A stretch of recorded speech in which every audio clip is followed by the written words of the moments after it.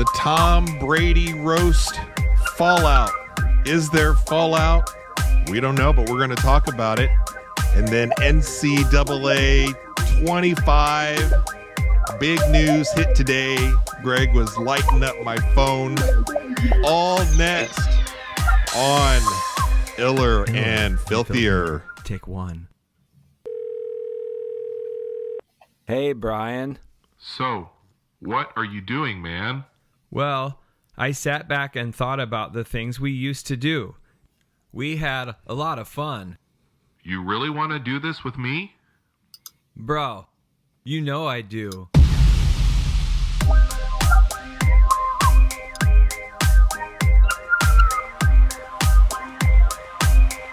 We've made it to episode 5 of Iller and Filthier.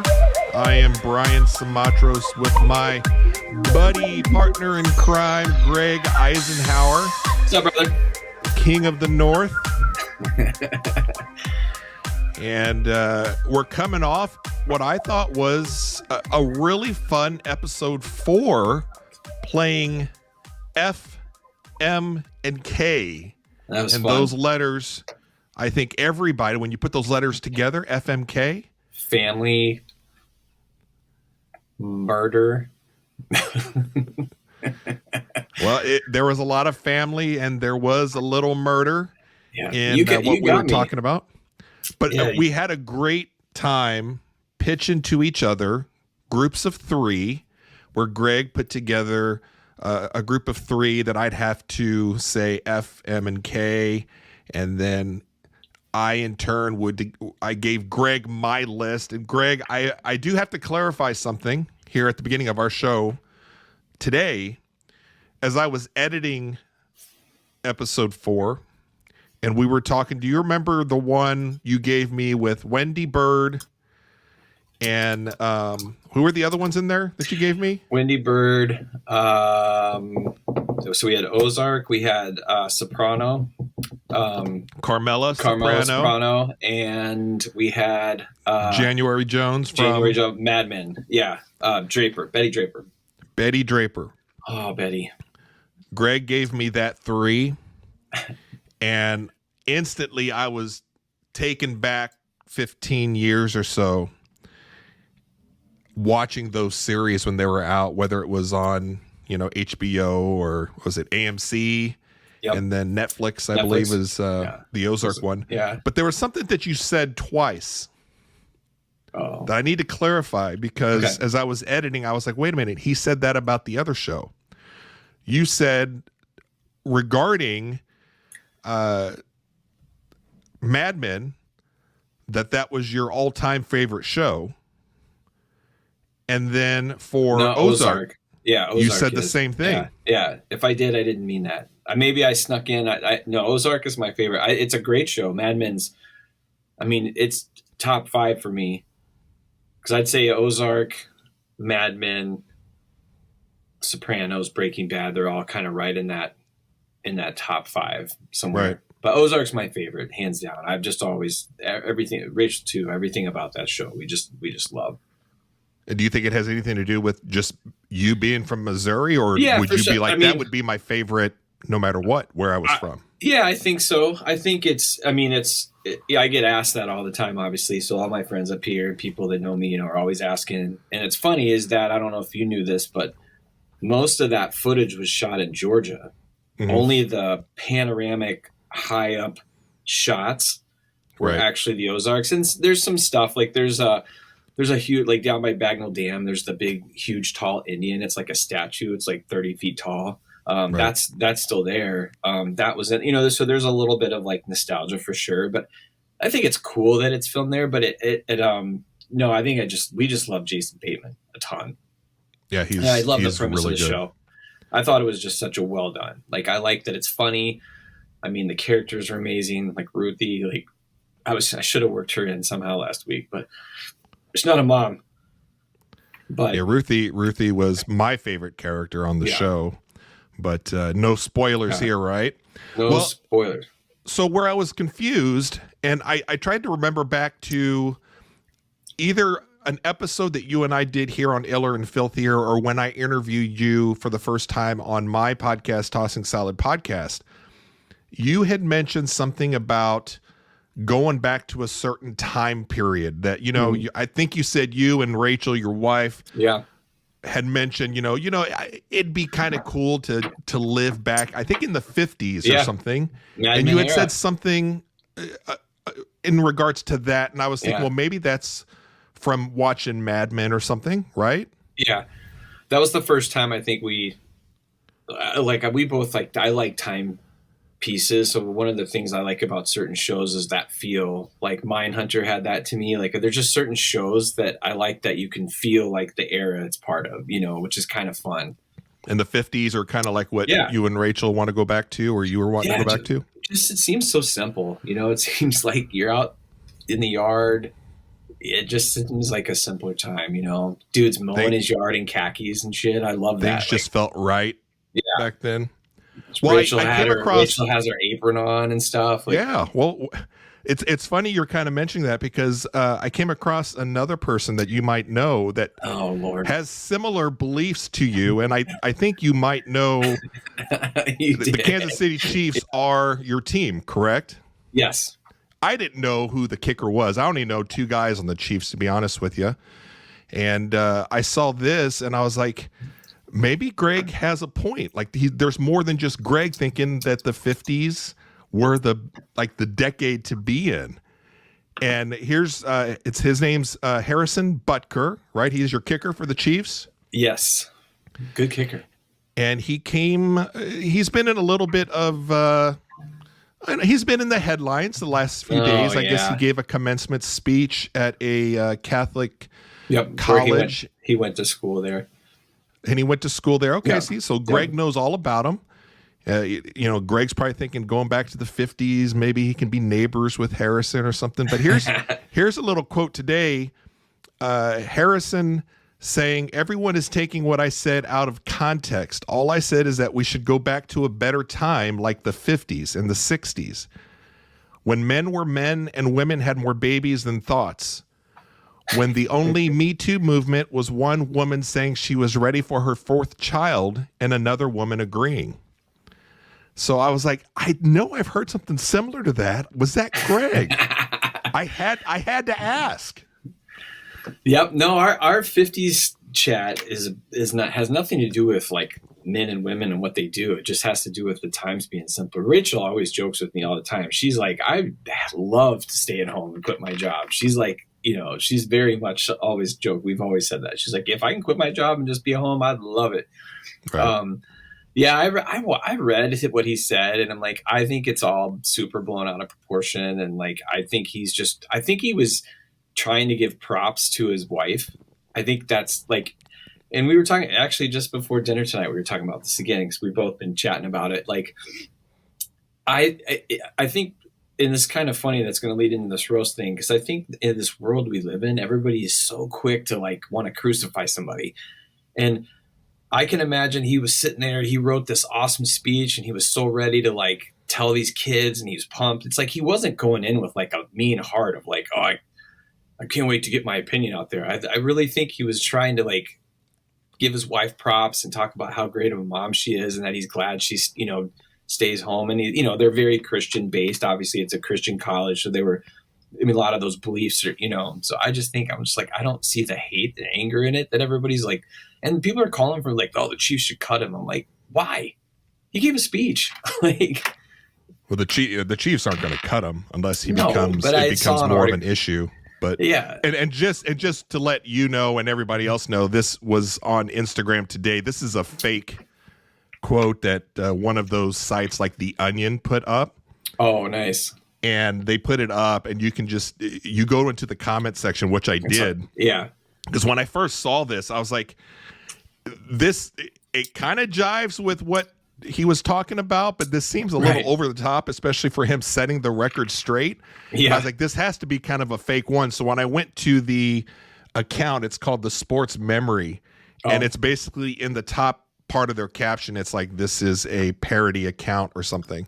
But it's funny, you read through the comments and everybody's like getting upset, and then there's other people that are like, you guys know, like, this is a fake meme here. Yeah. So I thought it'd be kind of funny to bring that up tonight. Yeah, no, I thought about it too.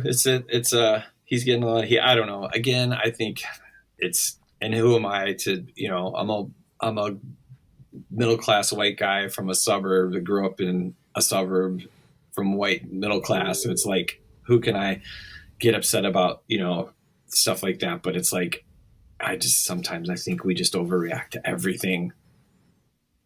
And we all see it, right? I mean, that's one person goes, oh my gosh, did you see this? And then it spreads like wildfire. Did you see, I think they brought up some kind of an interview. It was probably on the podcast that Pat McAfee, you like him, right? Yeah. Yeah. Where, who's your QB? Mahomes? Yeah. They had asked Mahomes, I guess because McAfee used to be a kicker or something. Yeah. Yeah. And they asked Mahomes, does he talk to or ever hang out with Butker? And Mahomes was very much like, I don't say anything to him. Yeah. It was just kind of an odd interview, but knowing the context of it and fast forwarding to this commencement speech, it kind of just makes it sound like, there's just certain personalities within the locker room that everybody's there to do their job. Yeah. And I think you said is he a good kicker? Really above good kicker, average? yeah. Or? Oh yeah. Probably one of the top 3 in the league. Oh, wow. Probably was one of the reasons we won the Super Bowl, maybe this year and the year before. And I wonder if that comment from Mahomes is like how they don't talk to him. Like, just like, it's like the pitchers sometimes, like, sure. They just could be. I kind of felt in the I heard something about that today. I haven't seen it, but I'll have to go back and see. But I almost feel like that's what he's like. Oh, I don't talk to, like kickers are weird kind of thing. Cause it was Pat, who knows? Like, right. Yeah. I only watched the clip of that. Yeah. And again, watching just the clip of it, it did seem kind of awkward looking back on it. Yeah. But I think at the time that interview was conducted, like you're saying, it could just be that nobody talks to kickers or something. Right, you know what I'm saying? Yeah. I don't remember what that one was from, but yeah, I mean, there was pictures of him. He took pictures with Taylor and Trav. And I know he recently talked about meeting her and stuff. So I don't think it's like he's not like an outcast on the team by any means or anything. Well, let's keep an eye on the pulse of this one here and see where it goes. It doesn't seem to be letting up as of today, which is Thursday. Yeah. So. Oh, yeah. They're going to keep roasting him. You have some other big news that was announced today. That is right. We've got they announced today the date for NCAA 2025 coming back. You said first time this is the first one in 10 years? Yeah. 2014, I think, was the last NCAA football game. What did I tell you? July. What was the date? I texted to you. I think at this point, if we know it's in July, I think just about almost every male will take off the month of July. July 19th. July 19th. Yeah, we got, we'll have special plans, so stay tuned. We're going to do something fun around that. It's exciting that it's back. I mean, that takes us back to like 1995 before when we were just crushing. I'm hoping to get that. We're hoping to get a nice interview around that time with a ex football coach, right? We're trying to work that out. Well, with our connections and stuff that we have. Yeah. But I have so much fond memories of NCAA football. Tons. And it's one of the games that, and I'm mostly a sports game person on the consoles. That's what I was too. Yeah. I've done a few first-person shooters with the boys when they were younger, but then my hand-eye coordination, I can't keep up with not only my boys, but people either online or whatever. So it's just not fun. Because they're just crushing you while you're just like, I don't know what's going on. You're getting sniped everywhere, and then you start getting really pissed off because you can't compete. And we're all very competitive. But we've had a lot of fun as a family. We would play all 4 of us, my wife and I and the 2 kids, and we would play like zombie mode where we would hold up in a house. Oh, yeah. And we would have like, you guys cover the basement, and then like the boys would have to split up because each one would have to stay with one of us because we suck. And so we would always be the ones that the zombies get to first, and then we're down, and they'd have to come over and revive us, and a lot of fun. But NCAA as a game that I would sneak off and play for hours, I would do that, I think, up until shortly after my oldest was born, and then I kind of quit playing video games. So that was like 2004. Yeah. But this right here, when I heard it was coming back, I think you and I even started exchanging some text messages on that. Yeah. No, I'm excited. It's a big deal. There are a lot of people talking about it. I work in the video game industry too, so it's exciting. That'll be a big deal anytime these big games come out. But it's exciting for it to come back. I saw that there's 3 college players on the cover, so that was the big release today, which is cool now that they have like the NIL deals. You know what I mean? Right. Like it's a little different so now these guys can actually, I think, get paid for. Like if you put your name in the game, you make money now, I believe. But players can also choose to not put their names in. But Ewers, is that his name? Quarterback from Texas. Yeah. The Hunter from Colorado, and who's the third guy? Michigan running back. Oh yeah. There you go. Yeah. Edwards, I think, maybe. Yes, correct. So those are the 3 guys featured on the cover. Yeah, it'll be great, man. I'm excited to see how Mizzou's going to look on there. Yeah. And of course, all of the incredible detail that usually comes with these games, like around Furrow Field, cheerleaders, the Golden Girls will be up there dancing with the Golden Girls. I did hear today, I read a little bit of the article that came out that unfortunately this year they're not going to be able to do the face scans. Which the reasoning behind that was something to the effect that they didn't have time to do it. And I was like, how do you not have time to do it? It's been 10 years. Yeah. What's the face scans for, like, just the players? each player? Each player gets their face scan. Okay. Yeah. Cool. So it'll just be like the same guy a bunch of times. I don't know how they're going to, I'm sure they'll ballpark it, pretty close. But I'm excited to see Furrow Field and to see how good Mizzou is and just kind of playing.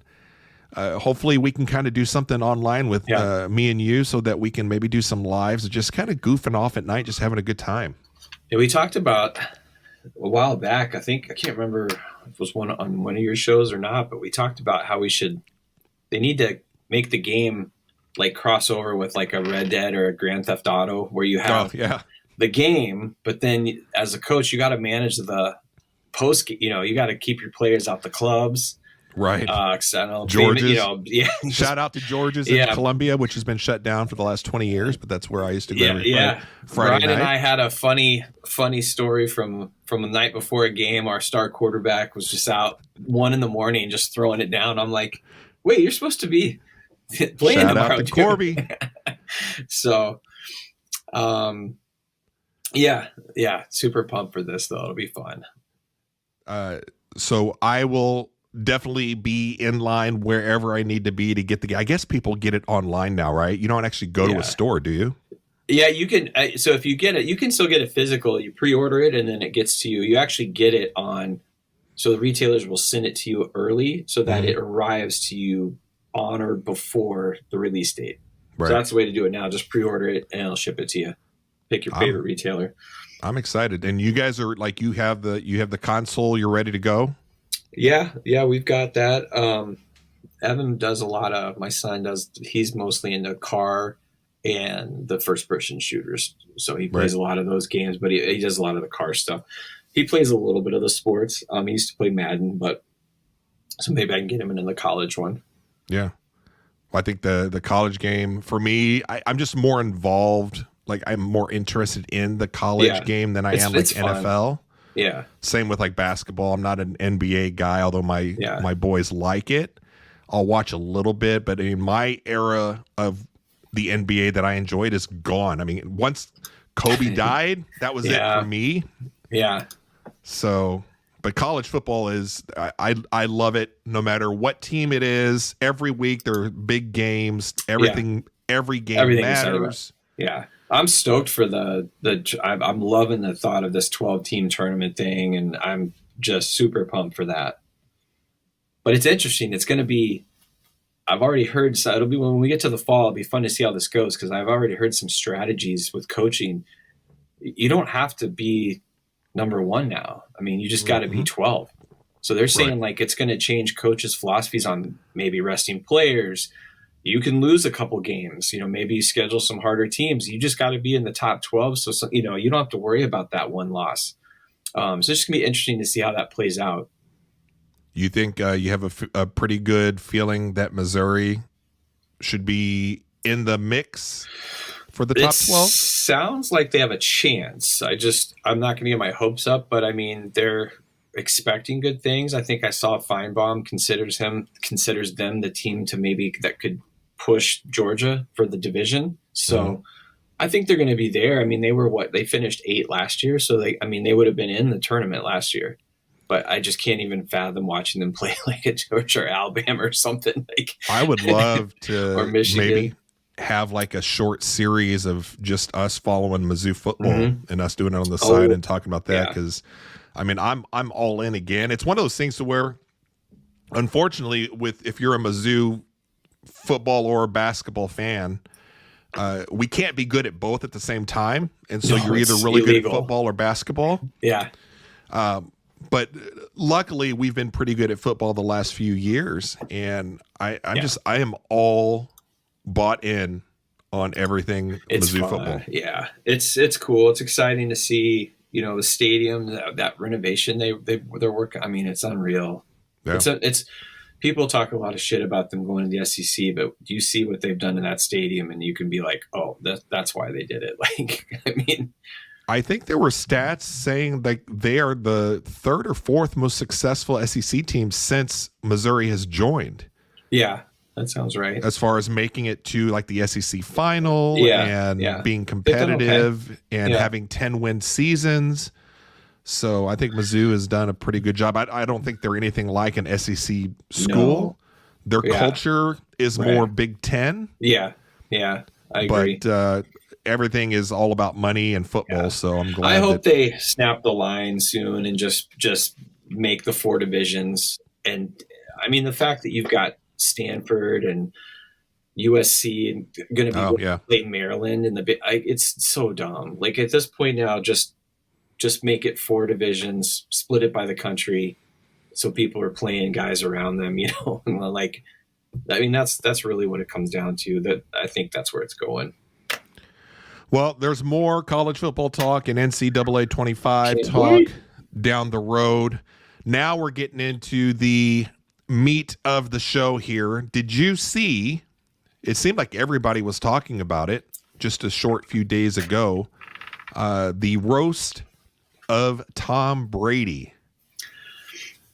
I saw a lot of the highlights. I like in the world we live in now with TikTok and Instagram and Reels, man, you can just see so much. Like I enjoy little comedy bits. So anytime I'm on my phone, I got stuff coming up from old roasts. And so, I saw gist of it. I didn't watch the whole thing. This was the first one that was like live and unedited. Right. Most of the other ones that people have seen in the before, this actually goes back. There's a little history of this, which we can get into, but like the Comedy Central ones, those are like edited and pared down. And that's what I saw. Those are some of the jokes that were a little over the line that people were worried about. Like Maya got cut out of like actual live portion if they was on TV. But yeah, I thought they were great. That's the whole point. And so now the fallout is just when you've got the guy who signed up for it going, oh no, I feel bad, for my kids, my family, maybe I shouldn't have done it. It's like, dude, you signed up for it and you know what you're getting. Do you think that is legitimate from Brady, that he does feel bad about it? Or do you think this is all marketing from everybody? Because obviously if there's some regret afterwards, it feeds the beast of talking about the show. Because if everybody was like, it was fine. Yeah, he was fine with it. But now if he feels guilty, it allows him to cover up the fact that he would put his family through that, or I don't know that I didn't see anything directed towards his kids, but like I said, I only saw kind of the highlight reels, if you will. I know there was a lot of talk about his ex-wife and stuff, and I think it's because I think like that's what people are kind of talking about with going after the ex-wife, and obviously the kids are going to see it and stuff, and the wife was not happy with it. Yeah, but that's like, and there was the whole thing that he seemed to get upset about the comment about Robert Kraft, and everybody, around here heard people say like, different media outlets and stuff like, dude, you let everybody go after your family, but then you get mad when Robert Kraft joke comes up. Like, and you think that was legit real, or do you think that was no, staged? I don't know. I mean, they say it wasn't, but that's the hard thing, that to your point, it's really hard in this day and age to understand what's real. And is this just to get people talking about it? But, or does it even matter? To be honest with you, does it matter that if whatever on that dais was staged or not? It was all just for entertainment, so it shouldn't matter. Yeah, but I was looking back at like I love the roast, and I've watched them, and I love the highlights more. But look at the ones that have the old ones from Comedy Central, I think they're absolutely hilarious. But that's the whole point, and this goes back, and maybe we can get into it, that the Friars Club started in the early 1900s. I was kind of checking I was trying to go back and understand, because it all started with like Dean Martin and those kind of Rat Pack guys. Mm-hmm. But in the 60s, it started becoming, they would do these roasts, and they would do them on television. Dean Martin, Celebrity Roast, it's where it all started. It all comes from a place of love. They say we only roast the ones we love. And the ones on Comedy Central were always like, the guys would get up there and just crush them, right? Just, your friends just making fun of everything you do. It's uncomfortable, but it's funny. And then at the end, there's always that like, but man, I love you. It's like there was always that piece. I didn't see that as much in this, but on the previous ones, they'd always, they'd rip them and then sit there and be like, man, I just, give them like the last couple lines of love and that I respect you, blah, blah, blah. But it was funny because Larry King said the first time he was on a roast, and he said, it was in the 70s, I think. And he goes, man, they're dropping F-bombs on there. And he's like, I thought I was going to die. He's like, it's like that. It just, now it's so common, but there's a lot of swearing. It's just a loose atmosphere, right? They're drinking, they're having fun. And I think it's great. It's a famous person gathers a room full of friends, celebrity fans, some of the funniest stand-up comics. It's like, that's been the recipe for years. Right. One of my favorites, and one of the top considered one, is the Charlie Sheen one. Yeah. And they said that one of the reasons it was so good is that he's very thick-skinned, and his skeletons were all out there. People knew him, and they got a chance to talk about him. But dude, they hit you hard. And the Pete Davidson one, like I think I sent that to you. The Pete Davidson Ann Coulter feud on there? Well, no, you talked about that, or just the one that Pete was? Well, no, his dad died in 9/11. Oh, right. And so there were two comments made. Like one was from him. He said himself. He's talking. Snoop Dogg was there, and he said, right, the only person with more lungs or more smoke in his lungs than Snoop Dogg was Pete Davidson's dad. But that the roast of when they said the roast of his dad, that was, that's brutal. But he laughed and he approved it. He said, a lot of these get approved, and I think sometimes there's guys like Jeffrey Ross is always known to kind of push the line. So he was the one that I think Brady told him, hey, we're not going to talk about the massage thing, and then he did. That's just his way of like, he wants to push the envelope. Like, so I think and this is just my opinion on all of this, is the ones that can push the most. So that you're bringing up the Pete Davidson one and all the jokes about his dad. I feel are the ones that are either bigger celebrities or stars that can get away with it, or they are really close, and they know that they can get by. Because if it was somebody that was kind of borderline that were to cross the line and say something like that, I don't think that the other comedians and the roasters would let that go. I think they would kind of protect each other a little bit if somebody who didn't have enough street cred to do that. Is kind of what I'm saying. But I thought that the Tom Brady one, and I'm curious before we get into some of the details of that. what are your overall thoughts of Tom Brady? We should kind of get that out. Out of the way here. I like Tom Brady. I think like everybody. I think back, when he was in the height of his. It's a lot of how people view the Chiefs now. It's like they were kind of the enemies. Everybody was tired of them winning, but I always respected him as like, he's just good. There's nothing you can. I like when people are really good at what they do. Like, I think it's cool. And he is the mark, right? I mean, 7 championships, they won. They always won. And so, like, that's why you didn't like him. And I think it gets a little more personal with Mahomes sometimes, but I do think sometimes that's, you got to respect that. He's at the top and everybody wants to knock it down. I see that, how people used to view Brady. But no, I like the guy. I think he's great. I'm excited to see him on TV because I think he's smart, and it'll be just really cool to hear his thoughts when he's breaking down a game. Yeah, I know that he's supposed to be the color person, or given, like, he's the sports guy sitting with the play-by-play guy, kind of like the Tony Romo, who I know Tony Romo has done a really good job at doing that, breaking down the plays and stuff. I don't know if Brady has the personality to be dynamic and likable on TV like that, but we'll see. I'm coming from, I don't particularly like him as a person, but like you said, I respect him as much as it pains me to say it. He is the GOAT football player. I mean, the fact that what he was able to accomplish, not only with the Patriots, but then when he left to go to Tampa Bay, that was unreal. And to do that, you throw up your hands. Even if you hate him, you gotta be like, okay, that seals it. Yeah, and I don't think it's close with anybody else. I've really enjoyed seeing him because he's out there a lot now. He's got a podcast. I think he's okay. I think he'll find his personality. I mean, like Belichick has been stellar now that he's not coaching. He did awesome during the draft. He was on the McAfee show. I think I heard he's going to be on Peyton and Eli's show now. And another guy, Saban, man. Saban's awesome on TV. Yeah, now. But they need those. I know what you're saying.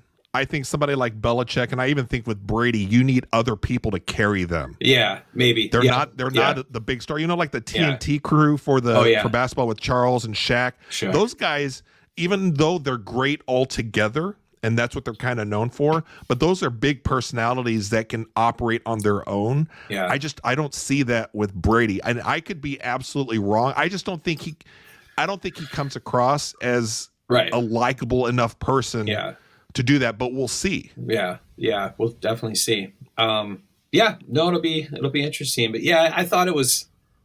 I thought the jokes. Aaron Hernandez jokes are probably like I could have done without those, only because I think he's just irrelevant now. I mean, he's a bad dude, right? Like just but I mean, if it's Tom Brady and the Patriots, everything has to be on the table, I suppose. Yeah. And I mean, whoever was the one that said something about, and I know that it upset, I think, like Hernandez's family or whatever, but whoever had it in their joke about the stool that Aaron Hernandez kicked out from under himself to hang himself, and everybody's like, but that's what everybody's signing up for. Yeah. And the fact that it makes that much money, the fact that Netflix made it a featured live to where it's an event that people will tune in for. Yeah. Nikki Glaser was on, I think, one of the podcasts earlier this week. Yeah. And she says if it was just a regular roast that like Comedy Central used to do where it was taped or whatever, she goes, it wouldn't have been as big. But because it was an event and it was live, it was huge. Skiptown James is here. What's up, Skiptown James? Yeah, she's funny, dude. She had some really good lines, and I don't know. I thought just all those guys, Gronk, I mean, you could make fun of him all day. And then Peyton did a great job. Like the ex-players got up there, were super funny. But that's kind of always been the mix. The roasts have always been about kind of like art and entertainment sports figures that don't necessarily do that, who get stuff written for them and how they do versus like the comedians that are touring comics, and they kind of put them. That's been the recipe for all these years, and so that's why I think it's those funny. People being awkward trying to do jokes, which is outside of their expertise. Yeah, so I love it. I don't understand why everything has to be apologized for now. Just you go do it.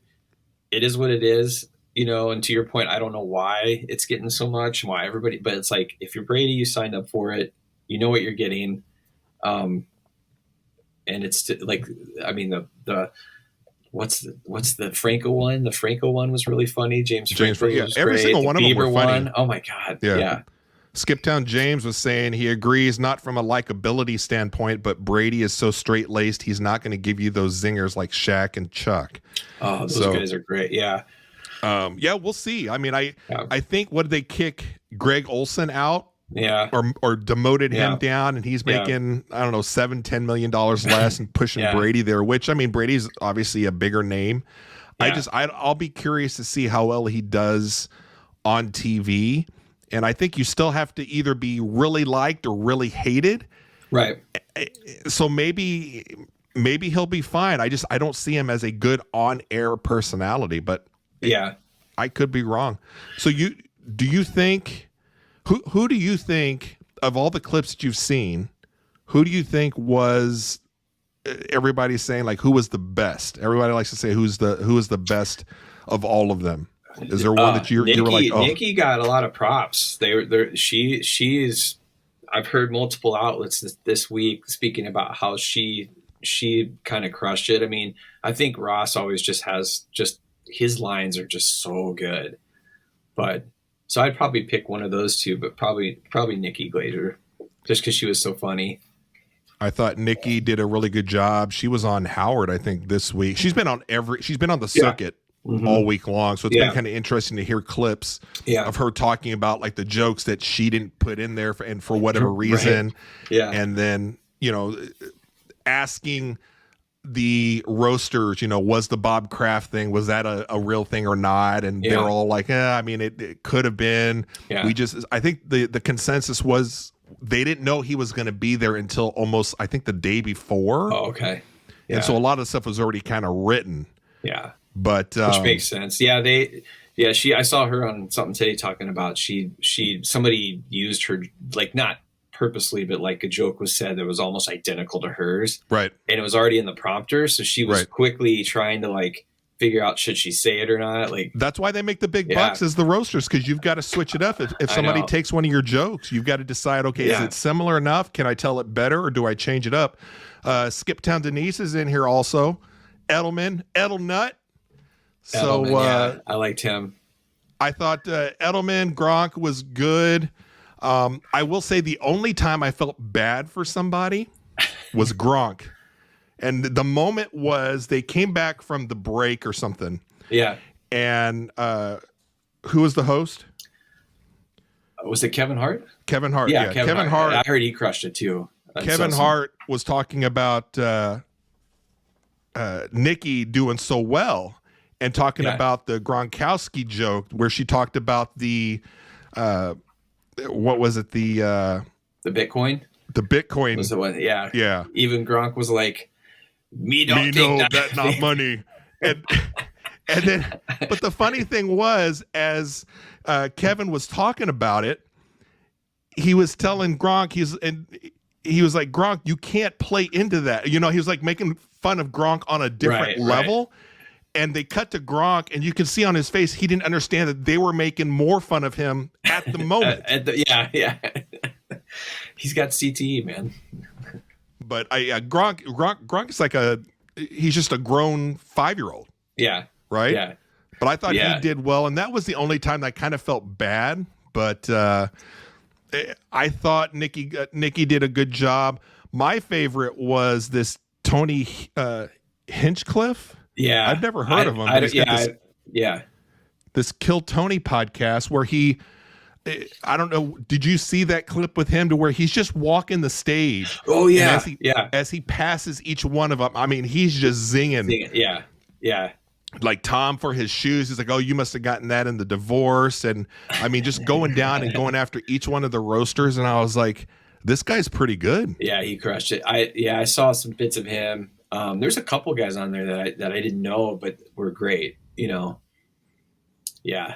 Jeff Ross is funny, but Jeff Ross always brings it. He's Roastmaster General or whatever. And I don't. Is there any fallout to this? I know there's been a few headlines on it, especially with, I guess, something about Brady saying that he wishes. I think it started with he decided, or he would not do it again or whatever, right? Yeah, I think it's just that all the like you said, okay, the Gonzalez family came out and said something, then Giselle's upset. Tom said he felt bad for his kid. Like it's just more like just it is what it is. It's a roast. It's all for fun. Like you said, it's probably nowadays to get bits and get yourself out there. And some of these people don't know each other even, so it's kind of for everybody to have some fun. And you pick apart a guy that's been, like you said, maybe that's their way of trying to make him a little more personal, get him up there, put him in the hot seat. No, that's true. That's true. I mean, that's like with even, I was happy he did it for that reason. Like that lets me see he's having fun now. He's done playing. He can him, Bieber, even like when Trump did it, you're like, if there's one thing to get up there and just to sit there and take it from these professional roasters. Yeah. I mean, that's hard to do. There is no way that I would do it. You and I goof around with each other a little bit, but not even close to that level. Would you? I mean, would you do it? No, would you let your friends do it? I mean, I feel like your friends do that anyway, naturally, but not in that setting. No, I wouldn't want to do that. Like, I'd cry. I'd be like, oh man. Mia Gordon saying Tony killed it. Also, I think she is Skip Town, James and Denise's spawn, so she'd be a little younger. I think Tony's more of a younger comedian out there or something, so a little bit before my time. I didn't know anything about him until I saw him there, and I was like, that guy was pretty good. What are your thoughts on when Kim got up there? I thought it was funny because some of the lines to them. I said Brady had a good one about her, like, I'm more worried about your kids or with your husband or something like that. I don't know. Yeah, you know how I feel about Kim. Yeah. If you haven't, go see episode 4. Nice plug for us. Thank you. Who were what were the 3? Just real briefly, because episode Chris, 4 for Greg and I for Iller and Filthier, we did FMK and presented each other with groupings of 3, and one was Kim, Chris, and Caitlyn Jenner. Jenner. And it was a special Mother's Day FMK. They were so all it was all mothers. like the mother heads of that family. So that was a good one. So I K'd Chris. Don't give away too much. Have them go. Yeah, all right. You guys just go watch it. It was a good show, good episode. But the fact that I guess reports were once it finished live and then they re-aired it on Netflix, they cut out all the boos. Yeah, I don't have Netflix now, so I couldn't verify it. I didn't see. I heard the same thing. I think that's normal. I think people just whatever. But I don't know why you'd boo her. Like, I mean, it's not like she's done anything too terrible in the world. The Howard Stern clip I heard or watched, they were talking about that, and I forget who from the Stern show was there, and he said that the audience, for the most part, they were actually like football people that love football and love Tom Brady. So it wasn't a celebrity type thing, audience wise. And so these were like hardcore football people wearing Brady jerseys, Patriots jerseys, and it's just not going to jive with the Kardashian thing. That's true. So that's where they thought that's why they booed her so much. Yeah, she's booable. I get it. I mean, but just funny. Comes with the territory, though. Yeah. She's also. I mean, I'd take some booze too if I could have billions of dollars. I'd be like, don't worry about it. I still might cry. Anything else that would stand out from the roast that you saw or that you want to talk about? No, it pains me sometimes. I feel like our skin's gotten thin. Like this whole one of the reasons I want to talk about is like the whole roast thing, and like I've been watching a lot of like comedian clips lately and stuff. Just like I get a lot of comedians that feed through my just because I like watching them, so I get a ton of them. And right. Yeah, just the stuff that like I know Chappelle's going hard after people right now purposely, like, but at the same time, it's like comedians should always be able to just be funny and you laugh about it. A lot of them, make fun of their own race, right? Like black comedians make fun of black people, white comedians make fun of white people, like I just find it like, and this just reminded me of like, it's a roast. We should laugh. We said this on our show, maybe our last episode was like, Brian and I's part of this is trying to bring inappropriateness back to the world a little bit. Like it's all to be fun. There's a way to be fun and laugh and not be so serious about stuff. And when you hear something you don't like, don't worry about it. Just be like, it's not for me.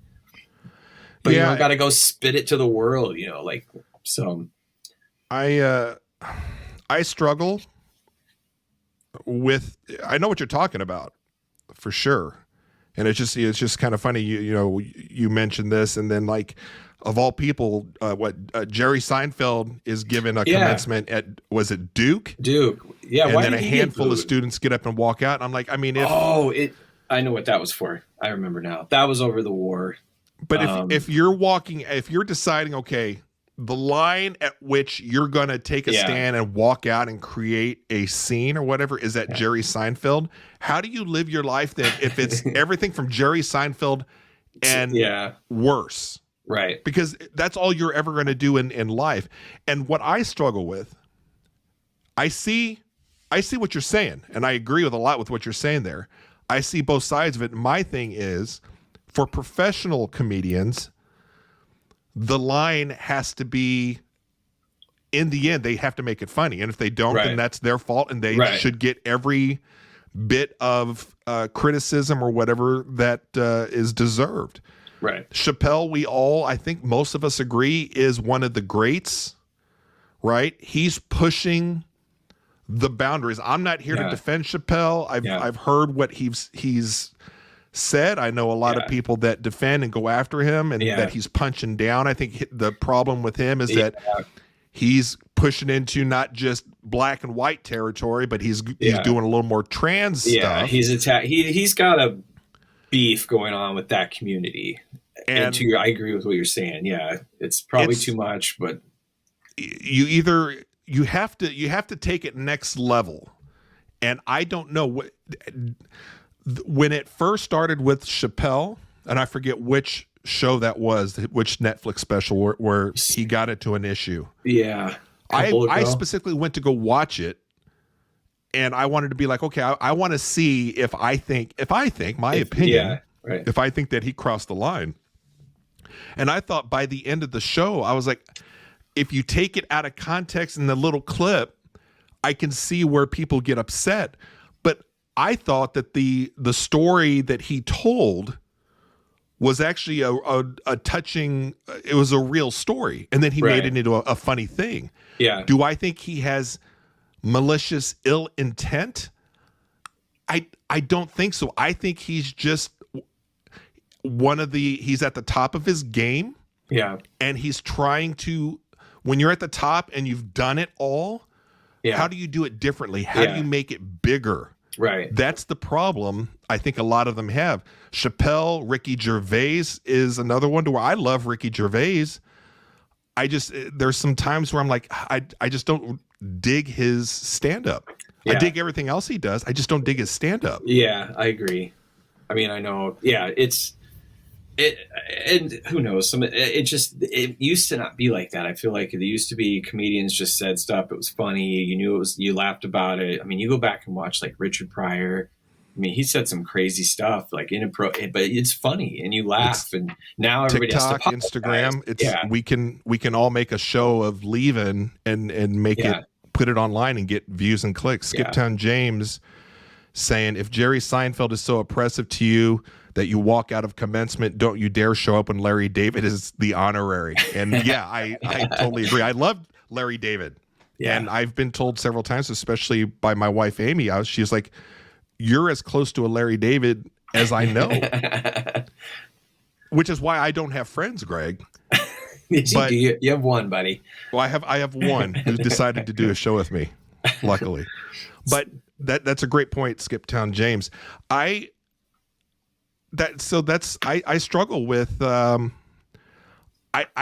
try to see everybody's side of things, right? And I think Greg, you kind of do the same thing. I mean, I've said it before. I think you're just a kind-hearted guy from what I know about you. And I absolutely think there's a lot of things that we have in common, and there's probably a good handful of things that we just don't agree on or don't see eye to eye on or whatever.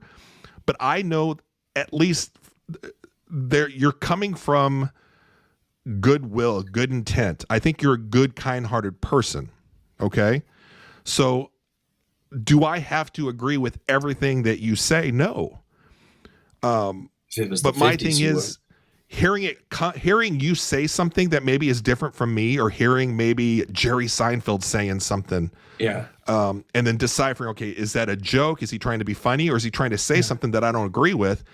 Well, maybe can that open me up into seeing something differently? So can I take a step back and not get emotionally charged up and try to see the other side of things? Yeah. That's a tough thing. And you're right. Today, 2024, I wouldn't want to be a comedian. I wouldn't give a commencement speech to any college. Yeah. We went and saw the Sklar brothers. There are two twins, comedians, maybe a month or two ago. Super funny, but they had a couple of like stuff that you would think wouldn't be talked about. And it was funny. It made me laugh. Like that. It's sometimes things aren't intended to hurt people. They're to be funny. And I know that there's the other side of the coin where people would go, well, Greg, that's not right. But at the same time, maybe it's not funny to everybody, but it's just intended to be funny. And sometimes I think it's okay to just laugh and let it go. But that's easy for me to say. I've always been that way. I'm a big believer in the if you don't like it, turn the channel, like whatever it is, art, music, food, anything. It's like, right. It's not for everybody. And we get to pick and choose what we like, and it's not wrong for us to like other things. And, it doesn't have to appeal to everybody. Like we all have different tastes or whatever. And I will say, and I'll be honest with you, when we were brainstorming on episode 4, the episode before this one, and we were doing the FMK of a bunch of different people, groupings, and we were and then we got the idea to make kind of a Mother's Day theme. So it all had to do with mothers. Yeah. I was like, could this be taken distastefully somehow? Right. And there was a part of me that was like, I don't know if we should do it. And so that's why I was like, don't do it on Tossing Salad, do it on Iller and Filthier, because it's iller and it's filthier. Yeah. But you said it several times. I mean, it's like, I do think it was just fun, stuff. That's what it was supposed to be. I think we made it funny. If we didn't make it funny and it could have gone south, then I think it's warranted for people to come after us. But I think I think it was entertaining. I think it was funny. I don't see how anybody can be put off by it. Even the Casey Anthony one, which I thought was brilliant, that I gave you Nancy Grace. Oh, yeah. Patsy Ramsey and Casey Anthony. Yeah. And Greg had to FMK those 3. Yeah.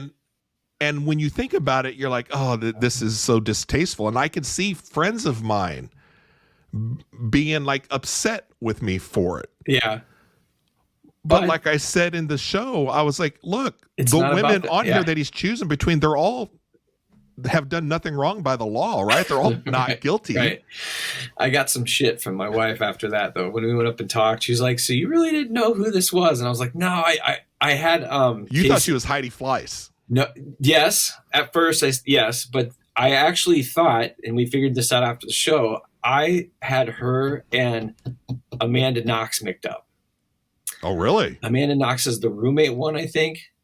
Amanda Knox was the one from where the murder took place in Italy, right? Yes. So I had those two crossed. So Rich was giving me shit afterwards, about Casey, because I was like, I didn't know much about her, but I said, hey, I went with the rules. By law, I had to pick. And did Rachel at least know who Casey Anthony was? Oh, yeah. Okay. Yeah. Well, that's why I was like, when you said, okay, I'm going to go with the big K first with Patsy Ramsey. And I was like, over Casey of all the people here? Yeah. I mean, hey, rules are rules. You do it for the show.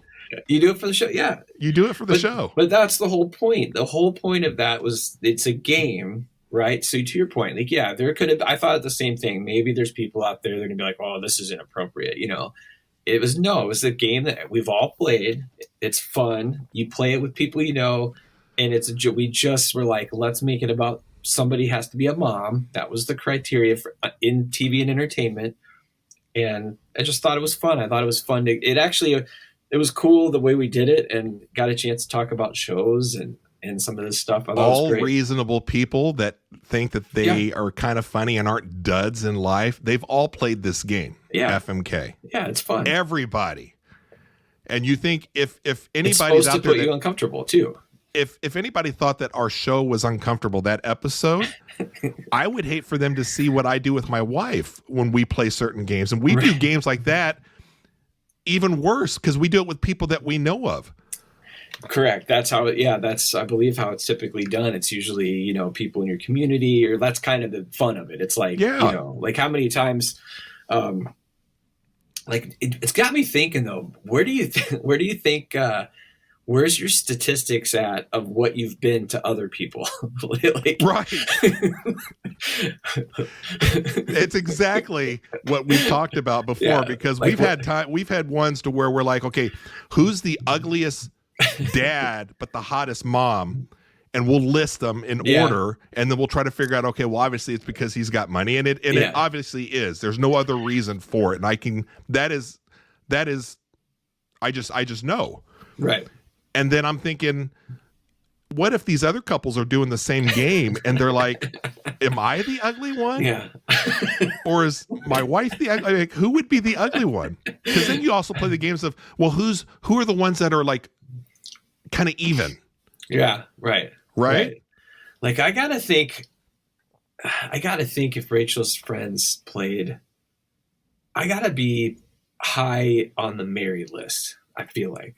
You think you'd be on the married list versus the F list? I think I'm more of a married, just because I think people, like, I try to be a good guy. I think I have a reputation of being a good soul, a good heart. Rachel's probably talked about our sex life, so they're probably like, well, that's out. So, like, if it was, so Greg and I, we've always joked about this. So back in college, we had this little group. It was like a little friends group, like the show Friends. Yep. With the exception of, I was with this group of couples, but I had no female coupling. Like I was just attached to them. So they were all a couple. You were Gunther. But we had the other guy of our group. This guy's name was Lance, who was like the hottest, most attractive person you could ever come across. Like even Greg and I at the time we're like, fuck, Lance, you are so hot. He would walk in places and girls would just stare at him. He looked like Tom Cruise. Like, I feel like if the three of us are thrown in there, it'd be like, okay, hey, like the girls are like, hey, FMK, Brian, Greg, or Lance. Oh, yeah. I mean, the thing is, I think easily all the girls would have the big F, because they'd be like, oh, we're going F first because we're going to F Lance, because I don't think they'd want to marry him. Right. No, because hate to Lance. No, but his personality setting on his Madden score would be a little bit lower. Yeah. He's all about the F, and I agree. He's a 99 on appearance.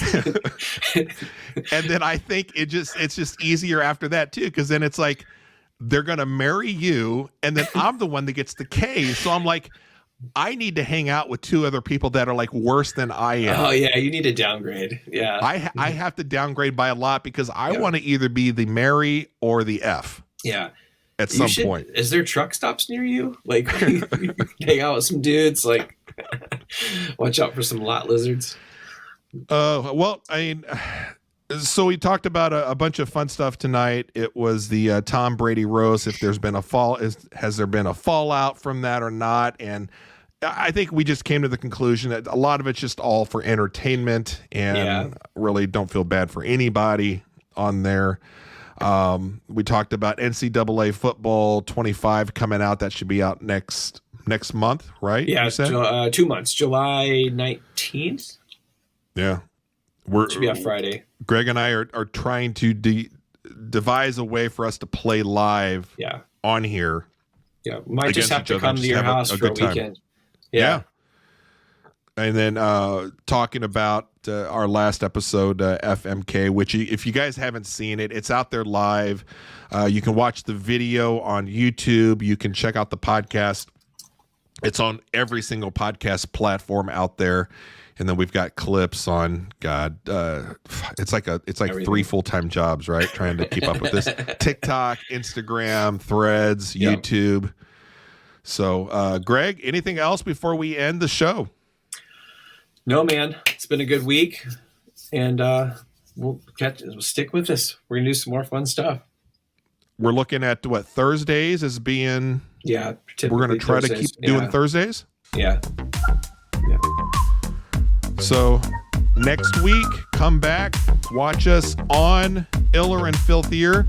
The best way to get involved with the show is when we record these live on Thursdays, and then we kind of edit and put it all together, and then we release it as the official show. So you'll be part of the show if you guys are here during the live. So come to Iller and Filthier on YouTube, subscribe, follow, and we'll see you guys later. Skiptown James, thanks for hanging out tonight. Yep. Greg, peace. I will see you, buddy. All right.